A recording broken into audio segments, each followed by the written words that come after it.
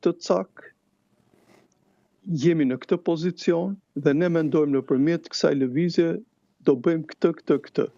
Po ta shikoni me kujdes, zoti Saliani në deklaratat e veta ruhet, zoti Ali Mehmeti është bërë gjithmonë më i padukshëm në ditët e fundit, ndërkohë që ke pjesa tjetër ka filluar gati një mas ofendimi ndaj zotit Saliani, gati e pa imagjinueshme, ashtu si një grupim tjetër ndaj zotit Noka. Nuk e di, është një nga shërbimet më të mira që i kanë bërë zotit Rama, sepse me këtë situatë që është zoti Rama, ata thjesht duhet prisnin që tullat që po ja heq drejtësia dhe tjerët, ata thjesht të prisnin kur të shkërmoqe kjo. Ata duket sikur këto tulla që ja heq drejtësia ja vendosin njerëzit e opozitës së Ramës.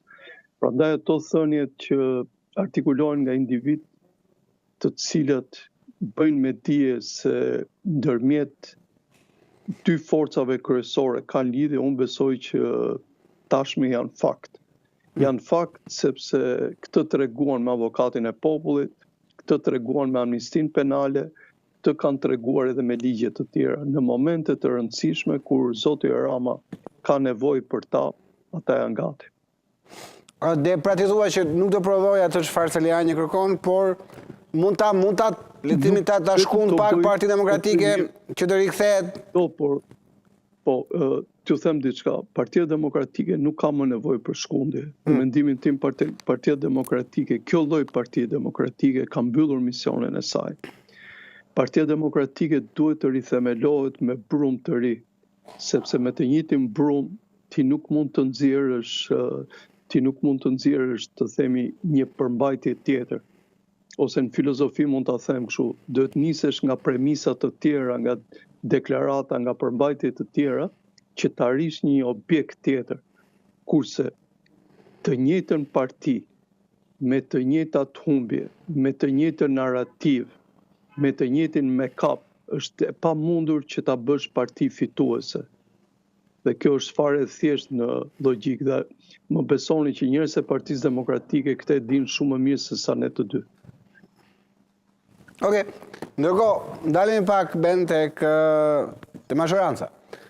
Kërkesa djeshme e SPAK si e pe firmën, ndoshta firma e fundit e Arlind Domanit në një dokument në cilësinë e kreut të SPAK. Duhet presim dhe nesër, se nesër e përfundon mandati, po besoj lëvizja e fundit kjo do jetë. Besoj që është e dura. Paçka se shikoj që po bëhen disa artikulime që lidhen shumë me procesin edhe të tjera që merren më shumë me atributet e individit të zgjedhur të zonjës Balluku, sepse ai ka të dy atributet, edhe e zgjedhur si deputete, po edhe person administrativ, bëjnë që publiku të konfuzohet jashtëzakonisht. Në qoftë se përgjimet janë të vërteta, dhe unë paçka se kam rezerva shumë të mëdha për njerëzit që i nxjerrin përgjimet, tregon që tek ne drejtësia akoma nuk është emancipuar, ose kjo është një lloj strategjie që ata të bëjnë punën e tyre, por duhet të them një element, në qoftë se ato janë të vërteta. Realisht, atributi administrativ i zonjës, si ka sjell aq-dëmë, duhet marrë përgjigjen e dur. Dhe në mendimin tim do bënte shumë mirë e para për të lehtësuar ekzekutivin që i ka dhënë mundësi në 2 mandate të ketë poste të jashtëzakonshme, që njerëzit i nderojnë ose specialistë e njerëz me dinjitet shumë më të madh se ajo, as nuk e nderojnë t'i kenë pasur, dhe shumë më të përgatitur madje se ajo. Nuk do i kenë asnjëherë në jetën e tyre. Dhe do i bënte shumë mirë qoftë ekzekutivit, po qoftë edhe dinjitetit të shtetit shqiptar që t'jepte dorëheqjen edhe të vetë shkarkojë, domethënë. Sepse është gjë më e mirë që në qoftë se vërtet ajo e ndjen veten të pafajshme, të përballet si duhet me drejtësinë. Ndërkohë, ti çfarë parashikon të premten, Ben? Çfarë parashikon ndodh në këshillin e mandateve? Besoj që socialistët do i bëjnë atë, sepse ne kemi parë. Socialistët janë një detachment tash.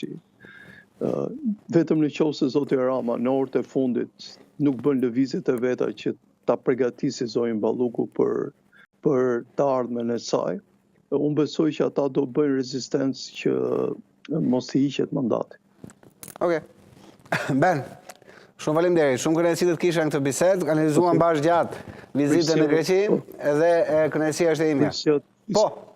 Prisja të flisim për Kosovën. Ben, kemi edhe 3 minuta. Okej, jo. Kemi edhe 3 minuta kohë. Po nga që për Kosovën kemi kohë deri në 28, Ben.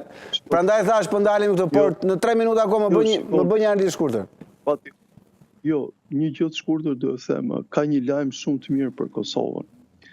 Gjysma e masave shtrënguese ndaj Kosovës janë hequr.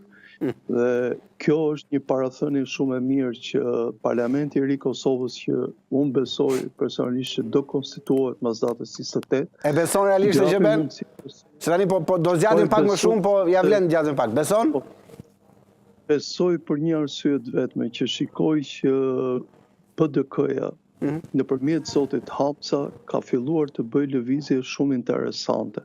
E para ka hequr vijat e kuqe, dhe e dyta zoti Hamza i duhet për staturën e vet, megjithëse ju e dini, ai ka prekur çdo pjesë të institucioneve të Kosovës, që PDK-ja të rinë skakierën politike të Kosovës, sepse vetëvendosja duket që është trirë në bazë. Këtë treguan edhe në pushtetin lokal, që ndryshe nga herët e tjera, ata kishin shtrirje më të mirë tani në bazë, megjithëse prap janë inferior me LDK-n edhe me PDK-n. Dhe këto janë zhvillime shumë interesante, sepse qetësia e Kosovës dhe përgatitja e tyre përpara të papritura, keni parasysh që ka gjithmonë më shumë referime për incidente nga ana e Serbisë, dhe Shqipëria, ma besoni këtë, do gjendet gjithmonë